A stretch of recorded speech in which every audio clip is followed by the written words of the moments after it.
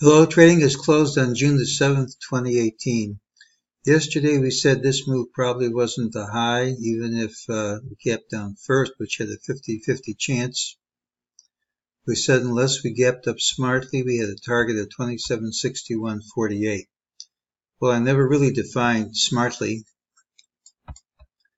but even if that's considered smart, it just means the target is less likely to print. Not that it won't.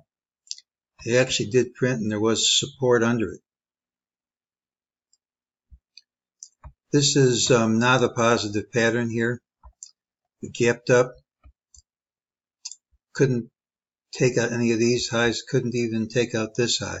This is a pattern which tends to close to today's high. When that doesn't happen, it leads to lower prices. It's possible for the pulls to recover by gapping and promptly taking out this high.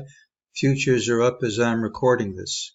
So it's possible that could happen, especially when, despite not taking out the highs, we couldn't take out this low, making it more likely than not we'll gap outside the range.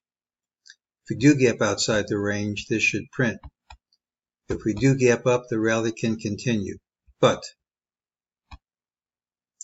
I think there's a reasonable chance that, even though I doubt this is the end of wave purple C, it might be the end of A of C, because you got a clear 5-wave up pattern.